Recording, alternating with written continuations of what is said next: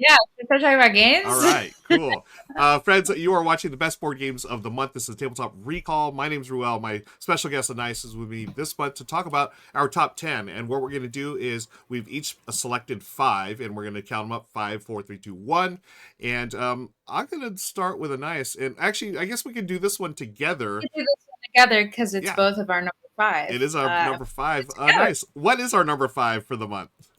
It's called PlayProp, All right. and Ruel showed it to me at Gen Con. We had the privilege of playing together with some really cool people, and it's Yes. just like a super nice, easy party game. Very funny, like very Yeah. funny interactions. I haven't like laughed that long, like that much while playing a game, like in a while. Yes. Truly, like we were screaming and yelling playing this game, and it was the best time. I Yeah. truly one of the highlights I think from Gen Con was getting to play with everybody on this like Agreed.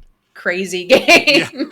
and folks, Anais is not joking. She when she says we're We were screaming. screaming, we were literally screaming at this game.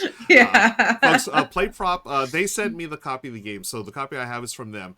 You'll see the components here. It is just a bunch of corks tied to it with a string tied to it, and you'll see some dice right there. One player is going to roll the dice. Everyone else is going to have their cork in the middle of the little coaster type thing it is, I guess, right here. And you roll the dice, and if it is the number seven or doubles, everyone else needs to yank their cork out of the middle there. Because if you don't yank it out in time, the active player, the one who's rolled the dice, they're going to slam their cup. I don't know who this gentleman is. They're going to try to slam the cup and capture your cork. And if they do, you're going to lose a point or you gain a point. It's you gain a point. And you're at the end of like I think 8 rounds. Whoever has the least amount of points wins. So you do not want to be captured in this game. It is so I think I described it as this. I thought I always described it as like some silly game, but man, oh man, it was definitely a highlight for me when we played Anais. Yeah. What's crazy is that I feel like if I were to prescribe the main mechanics of this game, it's the skills you need for this game are one, mental math, and two, reflexes, physical Yes, reflexes, totally. which is a wild combo Yeah, to have. So you need to be able to add to seven really quickly, yeah, and you also need to have fast reflexes. yeah, So I did very, very poorly up until like the right towards the end, the yeah. final third. I needed a warm up Oh period, yeah, yeah, obviously. totally. Yeah, we all jumped into the deep Yeah. end. It's like, oh, we're just gonna play this, and like, yeah, you definitely after a little while you do start to get the hang of it, right? And I think for me, the thing I always have trouble with it is the mental math. Like adding up to seven, I can do that, but I always forget about the doubles. So if you roll doubles, you also have to yank your cork out of there Yeah. before the player Yeah. tries to catch it. I think that too. Also, my reflexes just are they're Reflexes. just okay. I would say they're all right, but they're like just okay. I think I get a little overzealous maybe and like yank with my whole arm. Yeah, And maybe I could streamline that a little bit if I wanted to yeah, truly gamify and win this game. But I don't think it's a I think it's just a kind of for fun game. oh yeah, It's not so it doesn't foster a tense competitive environment. It's yeah, more of a like we're all just laughing at each other for how silly we all look, totally. trying to pull the cork as fast as possible. Yeah. And that's what I love about games like Play Prop. It's super silly, but we're all being silly together, and no one's. It is. Yeah, I wouldn't say it was like hyper intense competitive, but it is. It's got a little tension there. Like, okay, am I going to yank the string? Because if you yank your cork and you don't, and it is not doubles or a seven, then you're still going to lose a point, right? So you don't want to Yeah. get faked out. And there was a lot of faking out when we played. Yeah, we had some players that were like faking trying to get us to jump, and it definitely worked a couple Oh yeah, I times. got suckered into that. So, yeah, so I feel like you can build a strategy maybe, but Totally. it was just a blast. It was a Yeah. fun little game, Yeah. and it was nice because I find that especially in like con settings or like big busy rooms, like Hmm. trying to learn rules can be challenging Oh for yeah. me personally. I have ADHD, so for me, if it's like really loud in a room or like there's a lot going on, I have a hard time like like picking up rules. Yeah. So for something like this, where it's like there's like two rules, Yeah. you know, Yeah, exactly. it's like the whole game can just be explained within like two Yep. sentences. So that was not an issue at Yeah. all. That So it is made for a pretty good party game. that is such a great point, Anais. Just the fact that, yeah, at cons, it's really you can be bombarded, just overstimulated, and to have a game where it's literally like two rules. And friends, I'm showing you a picture here. If you notice, there is no rule sheet here. The rules are actually printed Yeah. on the box. There's like three steps or whatever. One, the first step's how to set it up. Second is a rule. Third is a rule. Then that's it. And then you just score. There's no rules. It's a score sheet here for the 8 rounds that you play. So yeah, that's something to be said. I think that's a great point that when you're at the con, with a ton of people, ton of games going on, games like PlayProp, I think, are perfect for Yeah. that situation. Or like a board game bar, stuff like Yeah. that. This is the Yeah. kind of game you could. And honestly, the playtime's so short, you could bring it to a regular bar. I don't think Oh anyone yeah. would be Yeah. mad at you. Definitely. Yeah, you could totally bring a bar, brewery, or whatever you want. It's super cash, and yeah, really love this. I'm glad that we both put this on our list. Yeah. Nice. I think it's one of the perfect party games out there right now. Yeah. So okay, awesome. So Agreed. let's move on to our number 4 game. I'm gonna pass it on to Anais for her number 4. Then I'll talk about mine after her. Okay. Yeah, I'll do my number 4. So my number 4 is a game that I have not actually gotten to play yet. I have read it, and with that said, it is an RPG. Nice. But it's called Pigeons 11. All right. And the tagline, I have a copy here. Hold on, let me reference the copy. Oh, okay. The tagline is "Be birds, do crimes." I love it. So it's Ocean's 11 or whatever, but pigeons. It's a heist game, but you all play as pigeons. Oh my gosh! So really? It's really fun. That's so awesome. it's made with the polymorph system. So if you've played Kobolds Ate My Baby, which I have played for a charity stream, and I had a really fun time with it. It's a very like rules light RPG system. But yeah, so this one is all pigeons, and it's all stealing stuff. It's heists. And it's designed to be a one-shot game. It kind of recommends like, you could do 2-hour sessions, 2 to 3 hour sessions, or you could just do it in one sitting. Oh, cool. And it's a nice little tiny paperback. So it's really quick to read, and it's easy to transport. I just thought it was very novel. I got it at Gen Con. This is from Ninth Level Games. And it's just a funny concept, and I think I'm gonna have a blast running it. We're playing in it, but probably running it. Let's be honest. And yeah, it's a simple system, and I like that it kind of recommends it only being a one shot too. Like I think that they're definitely, there could be more games marketing themselves as like, this is great for conventions, like this is great for like a one sitting kind of game, like in between larger campaigns and things like that. So yeah, nice. I think it says it's a polymorph fun shot. So I think instead of a one shot, a fun shot, that's great. Which is kind of funny. Yeah. I'm super interested. So I'll say a novice RPGer. I've done a few, but this one, the theme right off the bat, I'm this would be if you're not super comfortable like with RPGs, or maybe you just haven't played a lot, and like reading a whole textbook of rules seems a little intimidating to you, i.e. like D&D or Pathfinder or something like that. Those games are great. But there are a lot of rules.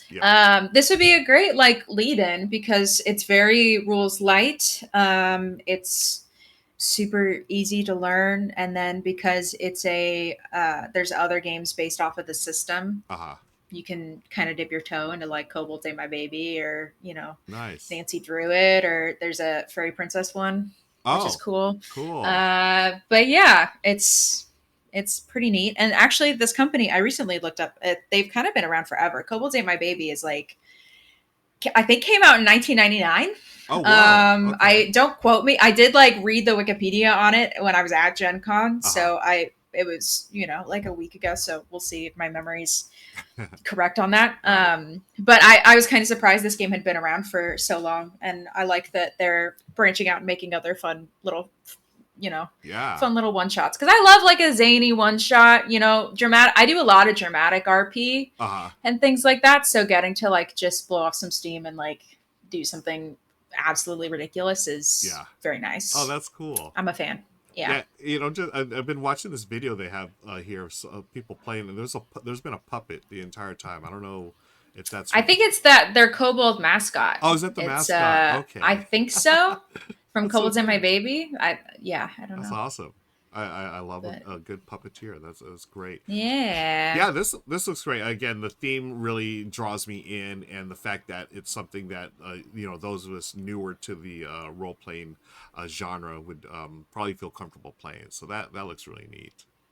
Yeah. Awesome. Yeah. Good Good. convention game. There Right it on. is. I have Pigeons. it. Oh, there it Proof. is. Right on. So, how long is it? It looks like a trade paperback. It doesn't look that long at all.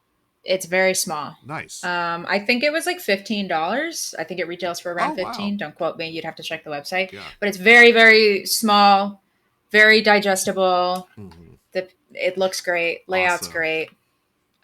So Fun little when you're pigeon pictures. oh, I love it. So when Yeah. you're prepping, do you go through the whole book, and are you taking notes while you're doing it? For What's your something like process? this, Yeah. yeah, I would. Okay. This is like casual enough that like I would probably just read the whole book Hmm. in my free time, and then I would probably watch a couple heist movies, and Okay. then I would maybe steal one of those plots or Yeah. and make it more pigeon themed. Um, that would be that would probably be it. So really light prep. It's mostly since it's rules light, it's Yeah. mostly narrative driven. Um, so yeah, it'd be pretty easy to prep, Awesome. especially if you're like an improv Yeah. GM, which I tend to lean more into improv too. You can Oh, really okay. kind of mess around with that. Right. But yeah, Awesome. Cool. What a great number four to continue the list here. Thank you. Nice. Now I'm yeah, gonna jump into my number yeah. Tell four. me about your number four. Yeah, my number four is a card game that I covered last year. I did a sponsored preview for the Rahdo Runs Through channel, and it just came out at retail. It was a big hit, from what I understand, at Gen Con this year. It is Big Sur. Big Sur is based on the Big Sur up in Northern California, right? The famous It's like a state park. Is it a state park or state is it park. a? I Yeah. think I think you it know. is. I think you're right. I think it's a state park. And what we're doing in Big Sur is actually building the Pacific Coast Highway, the stretch of highway along Big Sur. And you're going to do that through card drafting and tableau building. Becca and I played on Good Morning Society a few weeks ago, and we really enjoyed it. After I'd done the video last year, I remember liking the game a lot, but then revisiting it like a few months later with Becca, I was like, "Oh, this is a lot better than I remember." Because for such a simple game, what you're doing is just taking cards and adding to your tableau. You're literally building a road there in front of you. But there's a lot more going on because there's certain ways to score things. Like you score certain symbols if they're next to each other. The road that you build, it's gonna have like certain number of miles, but you can only score those if they have this the right icons in the right place. So it's a little more puzzly than I expected, and I love that about it. So it's a lighter game, but for a light game, and I love games like these, especially these days. My tastes a little have changed. So I used to like really heavy, like I preferred heavier, longer games. Now I'm all about like shorter, quicker playing games that still give you a little bit of brain crunch or brain burn. Now I wouldn't call this a brain burner, but I would definitely call it something that's like, oh, it's not just a simple, draw a card, play a card. No, you're actually making decisions every turn. So that's why it's my number four. I really love this one, Anais. It is Big Sur from 25th Century Games. It sounds like a blast. The Yeah, cards look cool too. yeah.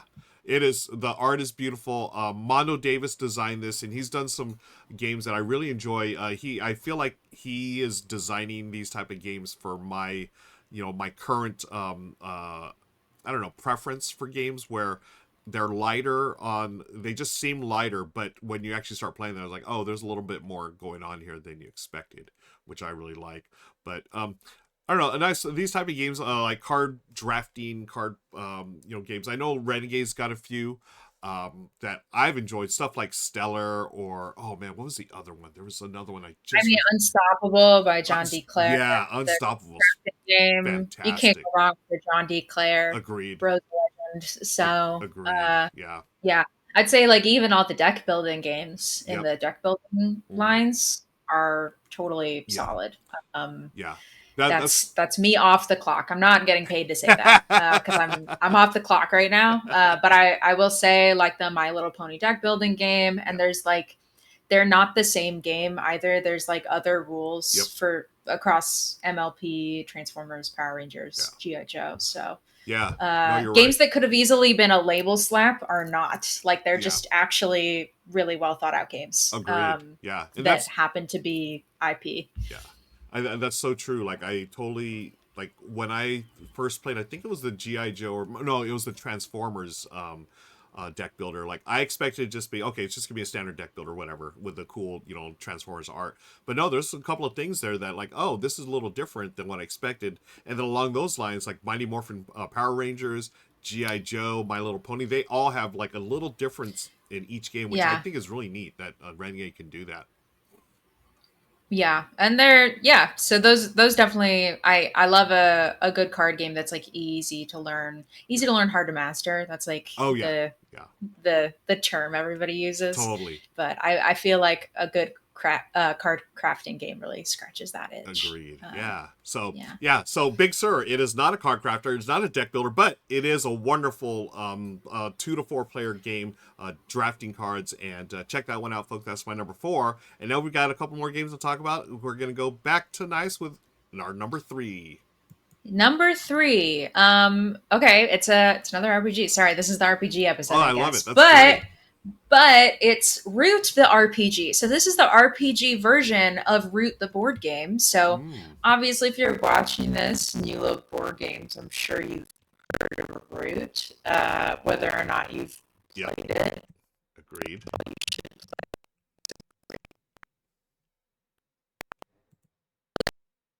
it takes on the theme of the Root board game really well, where it's like these cute critters and like this beautiful art, but there's like the underlying like warring factions, mechanics that are happening. So the RPG itself is powered by the Apocalypse, which is more of a rules light kind of rules medium RPG system that's very narrative driven. Mm. So if you're planning on GMing it, it's a little more improv-y, narrative-y, just as a heads up. But yeah, there's a lot of opportunity for like political conflict and political intrigue. If you like stuff like Watership Down or Secret of Nim, this is definitely that kind of genre of game. But yeah, it's or Rescuers. The Rescuers is also a good Oh yeah. example. But yeah, you get to like create your character, and it's a cute little animal. I recently finished up a mini campaign I was doing with some friends as a nice little home game, which was great because I love a little home game. Mm-hmm. And yeah, it was a lot of fun. I played a bunny named Patty, and I made him very like pacifist. He didn't carry any weapons with Oh, him, okay. but he just used the confused senses move basically over and over again whenever he needed to do anything. Ah. And we flavored that by being like he throws sand in somebody's eyes. So I was like, my Nice. whole character was like, I just wear all this armor and I don't want to get hurt. And I just That's great. Yeah. lifestyle. Like I was role playing a rabbit. You know, yeah, it's the game Root. This could be a fun way for you to get into it. This is it's from Magpie Games, and Yeah. yeah, it's just fun and it's cute. It's all the same art. The accessories are really cute. It's just nice. It's a Yeah. nice game. I'm I have a buddy of mine. He recently, I think he completed a campaign that he and his friends run, and they had a blast with Root the RPG. I don't Nice. think that anyone as cool as Patty, the bunny, but they had some fun. But I love that you did that. That you could take something and like you would think root. Oh yeah, we're all fighting. Stabby stabby, and you Yeah. flipped it around. That's great. Yeah. Yeah, it was a lot of fun. That's It so cool. was it was good. Yeah, it's basically you're all playing vagabonds. So when you Okay. play the RPG, you can play as the vagabond, right? Uh-huh. So basically, the RPG is you're all playing as the vagabond. So Oh. Okay. uh, you're like not affiliated with any of the factions, but you're basically like a sellsword, and then you can build either a positive reputation or like notoriety with each faction as the game progresses. So that's kind of a unique mechanic Oh, to cool. this game, which is cool. Yeah, and I like it when mechanics kind of support how the PCs are interacting with the world and how they're interacting with the NPCs. Yeah. I think it gives like a good gauge of, are we going to be attacked on sight in this area? Like, who should we be, supporting? Like in these warring factions, nobody's in the right, Yeah. like in root. Um, but who are you choosing to align with? Right. One of the people in my party was playing a bird who was like kicked out of the Erie dynasty, Mm. but he was like still like fully firmly believing that the Erie dynasty is like, yes, absolutely, they're the good guys, we have to support the Erie, and all of us are like, what are you talking about? So there's a lot of ways to go about it, and obviously he had more of a positive reputation with them than we did, and it was cool. It creates like funny inner party like relations and uh, conversations Very based on cool. that. So I love that. This yeah, is another it's a one again. fun game. As someone that's newer to RPGs, I'd be interested in because I love Root the board game, and I feel like Yeah, totally. that world it just lends itself to an RPG, right? So, Yeah, that was kind of why we chose it, oh, because okay. two of my friends had never played RPGs at all before, but they're Oh, big board gamers, okay. and we had played Root with them, so we were like, this could be a fun like first RPG instead of kind of, Yeah. instead of the typical like we're going to teach you Dungeons and Dragons thing. We were like, well, this one's a little bit easier to learn, and it's already kind of in a theme and world that you're familiar with. Right. So it ended up working out really well. They were super like comfortable role playing and being silly, and I Awesome. think they weren't too intimidated by the rules, which is nice because sometimes that can happen with new players, Yeah. where you know it can be hard. You learn a Yeah. bunch of new rules, and then you're like, okay, now go play pretend, and it's like, Exactly. Not so everything is so this easy as game did well. PlayProp. Yeah, yeah, yeah. Not everything's as easy as like pulling that cork. But yeah, it was good. Awesome. It worked out really well for some new players, which was, it's always good to see. That's great. Bottom Shelf Board Game in chat. Thank you for joining, friends. Says I'm waiting for the Ruel RPG, A Day in the Life of Ruel, the ultimate power fantasy. I don't know if anyone wants to play that, Bottom Shelf, but thank you. I appreciate that. It's like you either are playing a board game or you're going to a Dodger game. Those are the Exactly. two. And what's funny, Bing followed that up was with this is Ruel. Wake up, say good morning to Michelle, crash a plane in Sky Team, feed the pugs, open new game boxes, check on the Dodgers, play new games, and then stream. Yeah, that's pretty much my life, Bing. Thank you for summing it up so precisely. And of course, Board Game says, and the beard grooming mini game. Yeah, that is part of it as well. Thank you, Bottom Shelf. Oh, there is There's Plantain. yeah, Plantain, so cute. He's a little attention hog. I'm sure he just wants to be I love it. on stream. We're okay. The more animals on stream, the better. I love fur Yeah. babies, so yeah, we're good. Thanks, nice. Let's look on to my number 3 now. Moving right along. Let me pull up on screen here. This is a game that I just played for the first time. I'd say like less than 2 weeks ago. I played it at Shu and Christina's house. They are the wonderful homeowners here or hosts in Southern California. Anytime you play games, if you're around Southern California, Shu and Christina are very, very welcoming. They also do the Going Analog podcast. That's what I wanted to mention. The Going Analog podcast. So anyways, long story, even longer, I played a game called Hot Streak. And this one was all the rage recently. Actually, it's still all the rage.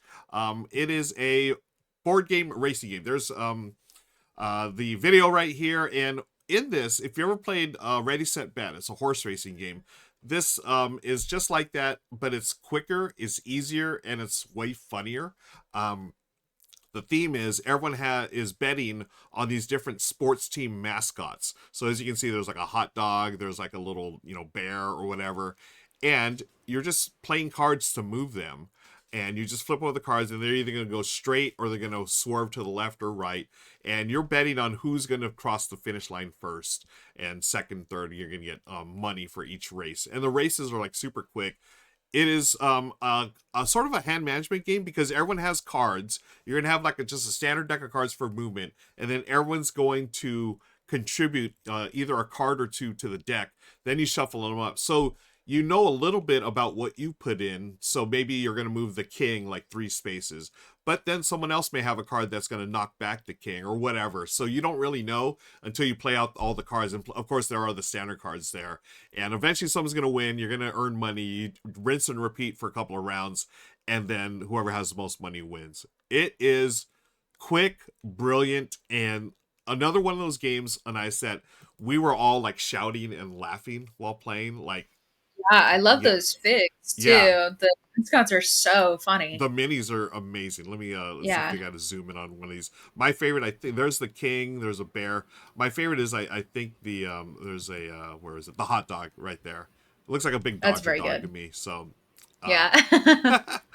I love racing games, and these type of games like Camel Up or Ready Set Bet, but Hot Streak is the newest one. I think it might be.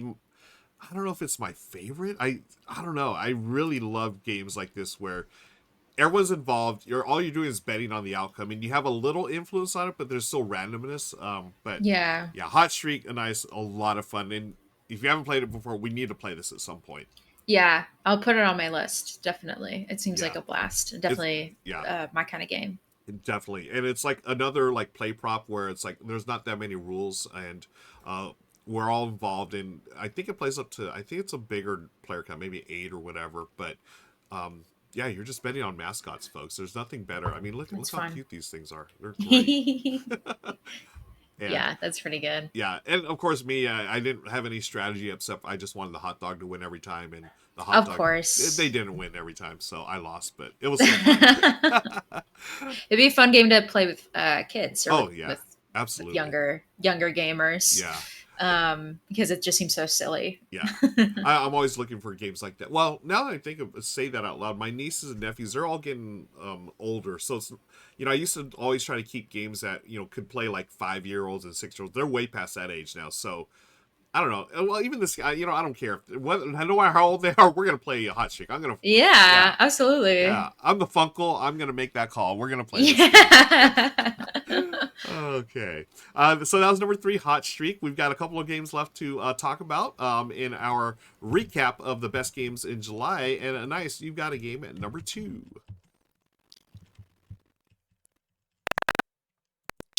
Nice. Total Yes. classic. Forbidden Desert. I played this for the first time Oh, actually on Friday, and it nice. was awesome. Yeah, I hadn't played Forbidden Island before, which is kind of the big was their big flagship, and for Forbidden Desert is like their sequel to it. Yes. Um, but it was really fun. I'm not usually a huge fan of co-op games. Yeah. I felt like this one was actually really well balanced, and it still felt like the stakes were high, and because there were so many like variations on the roles, um, everybody was kind of equal importance, which I think is kind of the key for a good co-op game. Hmm. And it was really fun. It was only about like a 45-minute playtime, I think. Yep. 40 to 45 minutes was kind of how much we spent. We were able to play 2 rounds. We lost the first time because we were figuring out the rules, but Yeah. the second time we totally crushed it. So that was good. Nice. Um, and yeah, it was great. This is yeah, it was really fun. It won a ton of awards. If you look on Yeah. BGG Yeah. in This is 2013, it was just like totally crushed it. Yeah, Um, that's great because I know that. yeah, Now, did you play? There was Forbidden Island was the first one. Did you play that one? no. So Okay, I this was kind of my first foray into the Forbidden nice. series, and it was really fun. So It was good. Yeah. Yeah. And plus it has these really cool components. It has this like plastic ship. So Mhm. basically you're like stranded on in a desert and your ship has crashed and you need to find all of the pieces. Mhm. So throughout you're trying to like figure out where which tile each piece is located on. And then once you find out, then you have an actual like physical component and then you can like put the ship together as you go, or like collect all the pieces and put it together at the end. And I thought having like physical components like that were so neat. They like all snapped into place, Yeah. and so you had like an actual little ship at the end of the game, which I Yeah. thought was I really love cool and that. unique. Um, yeah, so I like it when games take that extra step to like add something novel into the game design Agreed. because they definitely didn't need to add that, but it made it really fun. Yeah. So It just adds yeah. to it adds to the immersive theme, right? Just you immerse yourself in the game, and um, I love this game. It's been a while since I played, and I think I'm gonna have to confess something. I don't think I've ever beaten this game. I never. Really? Yeah, I don't think I have. The couple of times I played it wasn't easy, that's for sure. And I think the last time I played, we were like super close, but we missed out on the last piece we had to get or whatever. Yeah, you gotta get on that. You Yeah, gotta I gotta try it again. strategize, Yeah. grind out those hours. Silver says I like Forbidden Island, but Desert is the best in the series. I Yeah. also, when I posted about this on my Instagram story, I had several friends also say that Desert was the best in the series. Yeah. So I think that's a commonly held belief. Yeah. So maybe if you haven't played these games, start with Desert. I Yeah. honestly I don't know. Yeah. Maybe that's the way to go. That's right. Um, Bing says, I yeah. think Forbidden Desert is much tougher than Pandemic. Yeah, that was the sense that I got. Like I love Pandemic, and I was able to beat that, but just for whatever reason, I played a couple of 4-player games in Forbidden Desert, and yeah, we succumbed to the desert storms at the time, but it was a lot of fun. It's definitely a nice little puzzle to Yeah. play. Yeah. It was nice because we had a good mix of people. Three of us were like definitely much more hardcore gamers, and then Okay. there was two like just Oh have wow.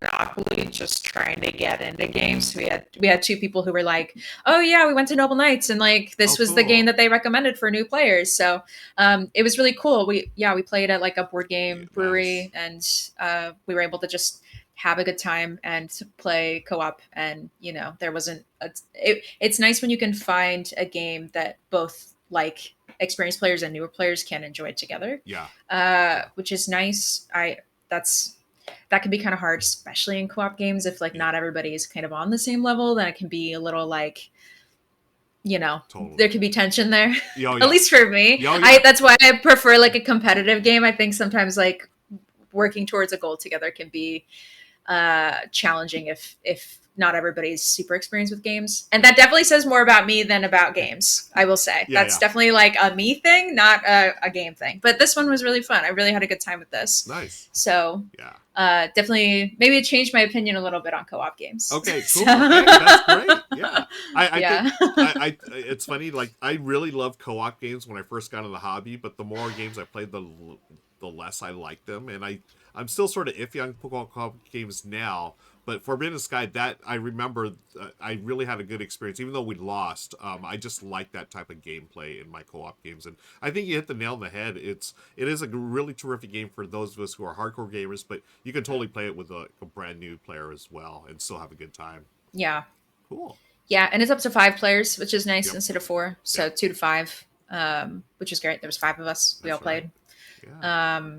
So Cool. yeah, it was a good time. Definitely Awesome. recommend it. Great I had call. I had a lot of fun with it. Thank you. That is number 2, Forbidden Desert. Let's move on to my number 2, friends. And this one, I was just talking about how my tastes have changed in games. I like to play lighter stuff, a little quicker playing. Well, the next one I'm going to talk about is called Tea Garden. It is none of those things. It's a longer Euro game. My head sort of hurt playing it, but not too bad.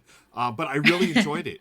In Tea Garden, you are I like that board. Yeah, it is gorgeous. It is a beautiful production from Capstone Games.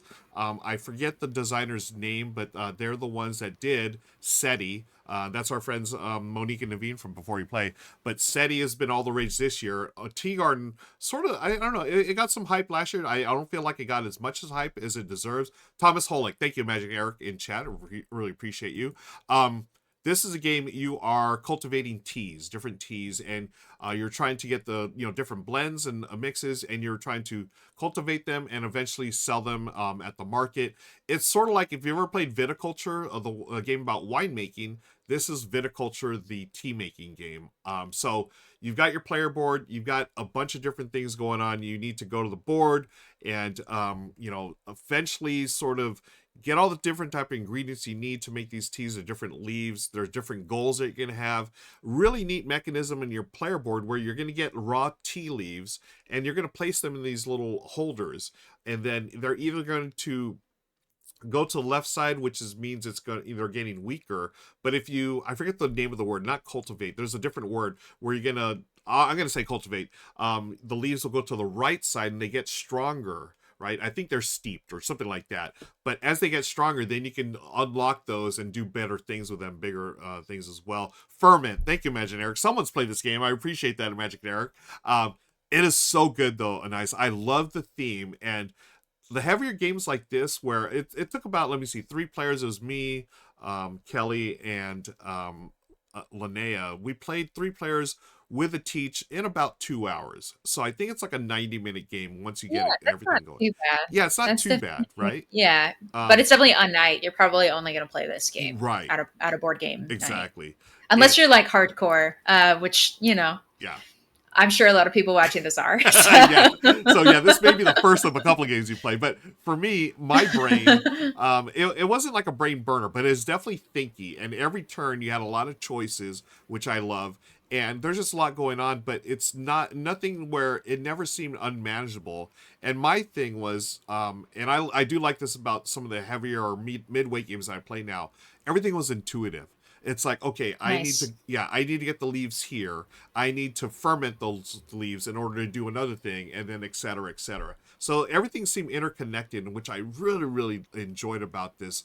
And I really want to get a copy of this because I would love to play it again. And I think that's the mark of a terrific game is like you play it and you immediately want to play it again. And that's how I felt about Tea Garden. So definitely. Have you I think I haven't. Okay. I do think like the mark of a good game setting is very much like if the setting is supporting the mechanics and making it feel intuitive, that's how you know that like narratively and mechanically like this game is solid. Yeah. Because sometimes you'll play something and you're like, well, they just kind of slapped a theme on it. This could have been any game. Yeah. So I think like, because I love obviously I'm an RPG person. We've established I really love like theming. I love narrative, and I love to be able to like see the narrative in a game and see how it serves the mechanics. I think like that's really important to me as a player. So absolutely, this could definitely be a game for me. Yeah, I'll have to check think it out. You would love it. I was actually when I played, I remember thinking because we had just recently played at LFG Con a game called Finca. Where we were, remember that? We were like farmers. That was awesome. Yeah, that was a great game. Now, TR is nothing like that. But I thought about that experience of like, okay, you're, literally getting goods to create things. Yeah. Right. And I felt that was another one where like the narrative really served the mechanics, which made it easier to learn too. Exactly. Like, I think like a good heavy game with a narrative is awesome because the narrative helps you understand the game better. 100%. Yeah. Which is great. I think that's awesome. Yeah. Okay. So next time we see each other, hopefully I have a copy of TR and we got to play it. And that's what we're going to play. Okay. We've got 2 more games to talk about, friends. These are our number 1s for the month of July 2025. And Anais, what do you have on the top of your list? Okay. It is one of my favorite games ever. And I've already... Nice. But it's Cyberpunk Red. So this is a role-playing game from R&R Show Games. It is not. It's not rules light by any means. I would say it's rules comparable to D&D. Personally, I would say it's a little easier to learn than D&D. That's kind of a controversial take. There's definitely discourse about that on the internet, but that's my take on it. But yeah, so this is a role playing game that's set in the dark future of 2045. If you've played the video game Cyberpunk 2077, that's in this universe. It's CD Projekt Red in collaboration with Telltale Games. They produced the RPG that like takes place after the events of Cyberpunk Red in 2077. So 2045, it's the dark future. You're in Night City. The sky is totally, it's all red because of the after effects of a giant tower being blown up. So that's why it's called Cyberpunk Red. It's made by Mike Pondsmith, who you're seeing on the screen right now. He's just a genius, truly a genius when it comes to games. The original Cyberpunk came out in the 80s, I think 89. So it's been around for a while. I think sometimes there's a misconception that D&D was the only game being played in the 80s and 90s, right. With Satanic Panic and all that. But this one has been around for a while and definitely has a cult following that's I would say a little bit sequestered from the rest of the RPG community, because once you start playing this game, it's kind of the only game you want to play. But yeah, if you like hacking and you like fighting against corporations, you like shooting guns and having cool cybernetic augmentations, this is a great game. I do an actual play on my channel with my dad, actually, GMs, which is awesome. Oh, awesome. Yeah, but the channel's called Infinite Sided Dice, and it's definitely more, that show is a lot more intense. I also guest on No Latency, which is like what I've talked about a little bit. The No Latency podcast, that's a very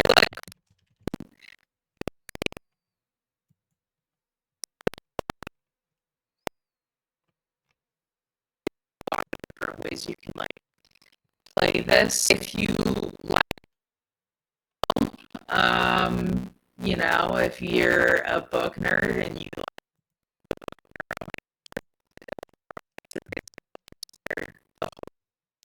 just fantastic. Nice. So yeah, it's great. It's probably my favorite game.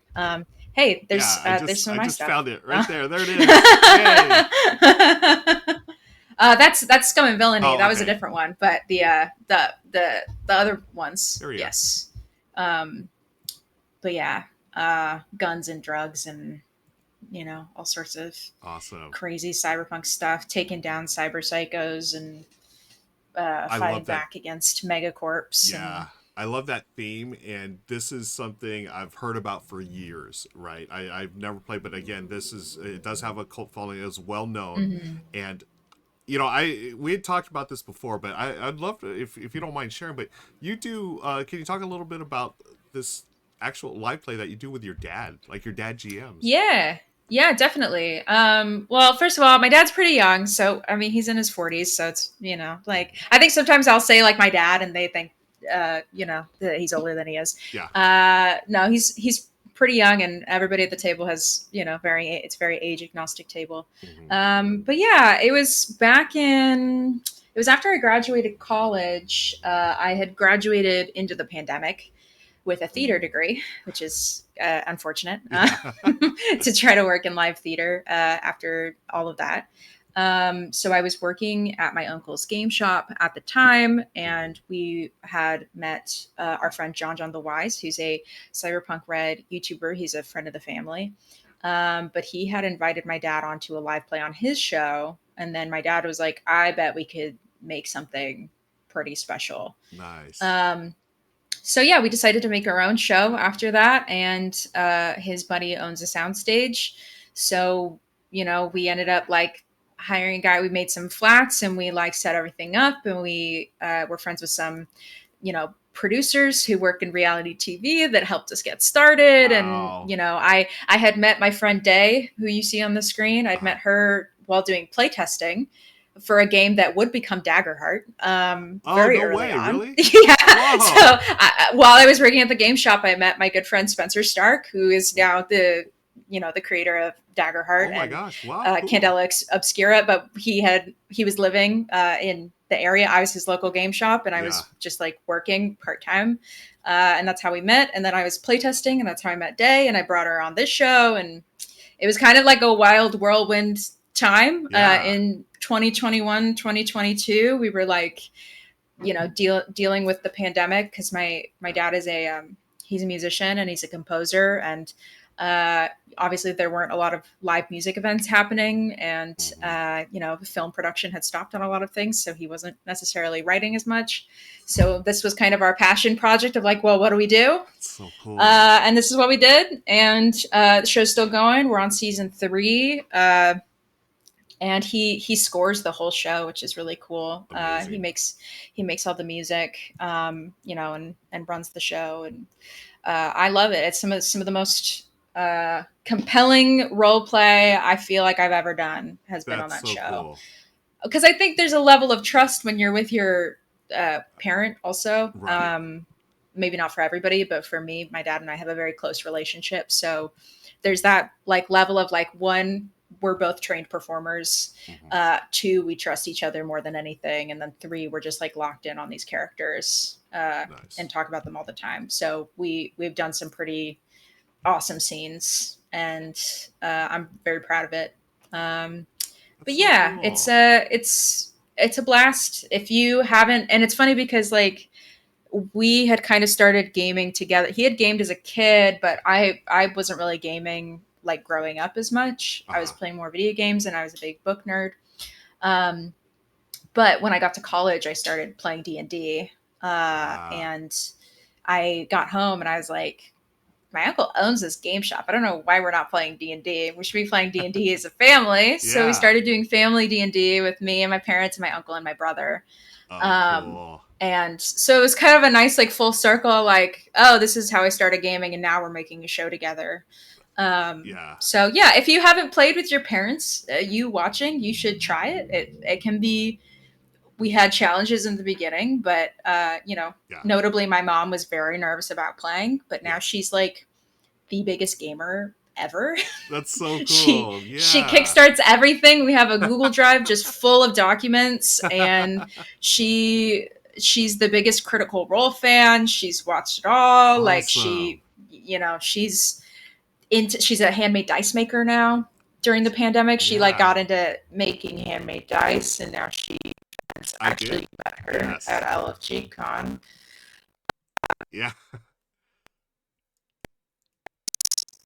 So if maybe your parents are like nervous or resistant, just be patient with them, and maybe they'll become the biggest gamer you know. That's like one of my favorite stories. Yeah. Thank you again for sharing that. I love that, and I did.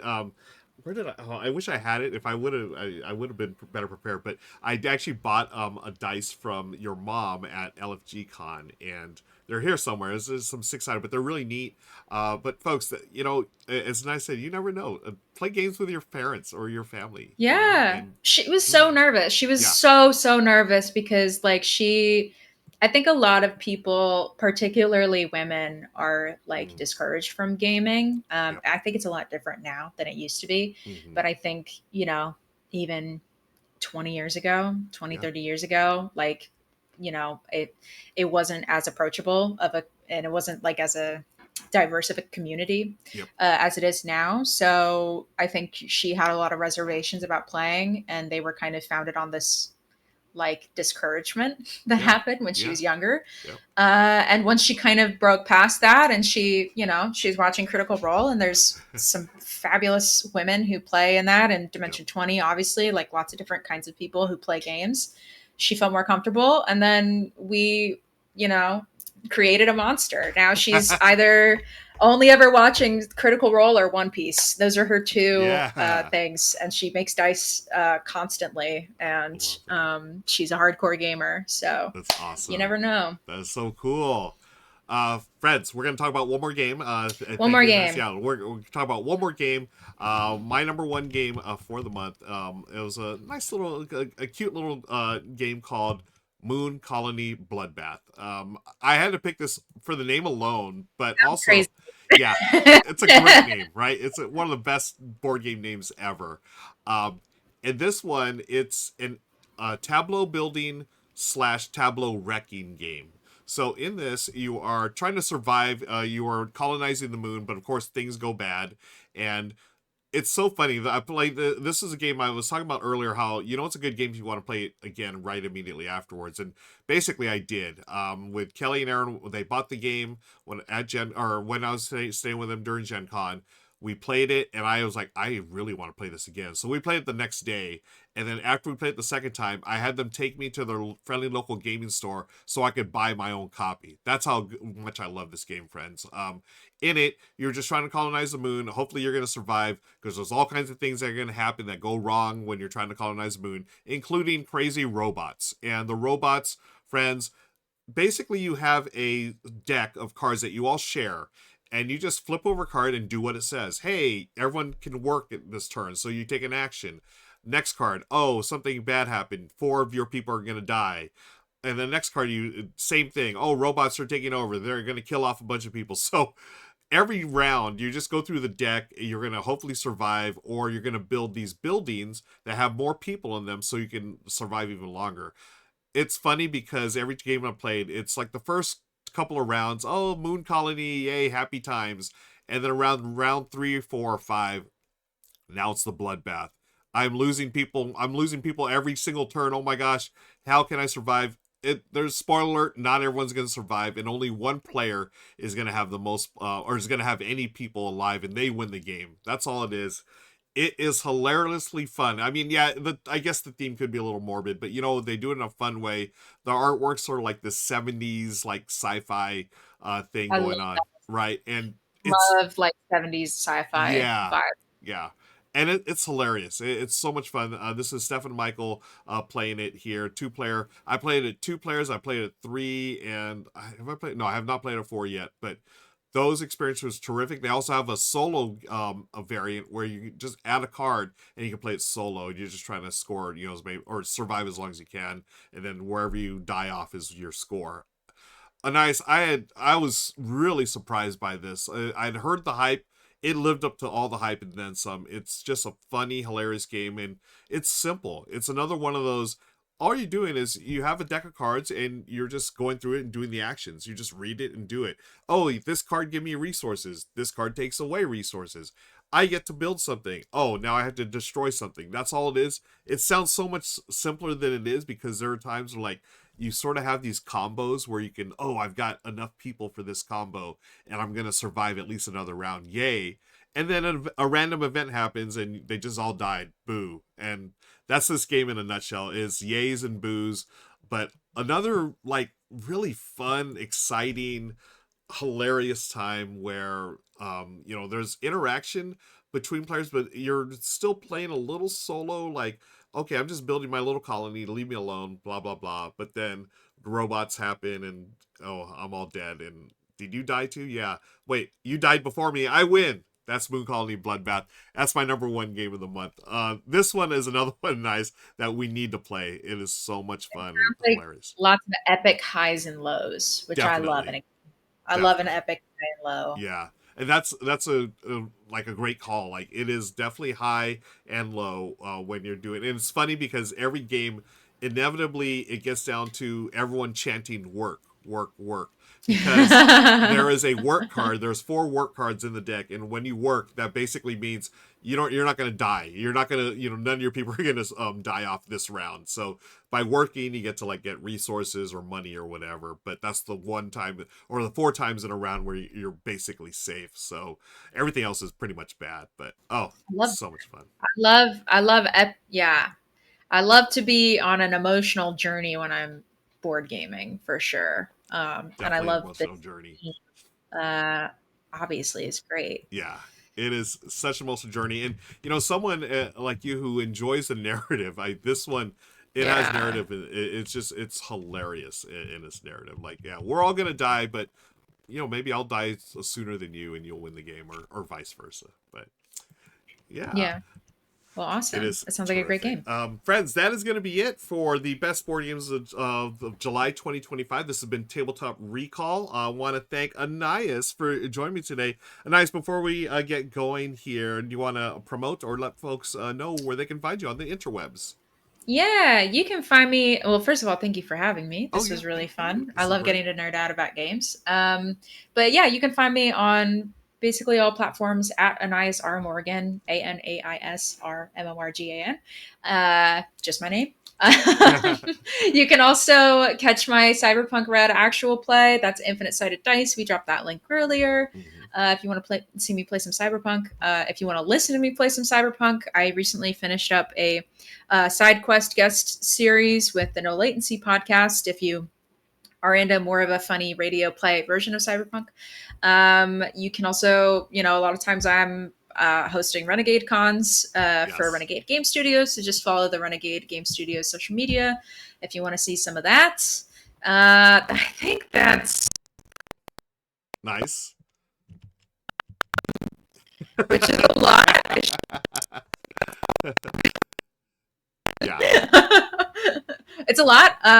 But yeah, it was so great hanging out, and it was so great reading all the chat. And I'm glad you yeah, guys were able to tune yeah. in. And Thank you, yeah, Anais, thanks, and Ruel. I do truly appreciate you hanging out with me today online. And next time you're in the area, we got to go to a Dodger game. That's all I got to say. Yeah, agree. Hard agree. Yeah. Cool. All right, friends, thank you again for watching. And if you're watching this on the VOD on YouTube, I appreciate you. Be sure to hit that like and subscribe button and check the show description below for all the links to find out where you can watch more of Anais. She's awesome. And with that, we are out of here, friends. Until next time, we'll see you later. Take care. So long. Bye bye. Bye, everybody.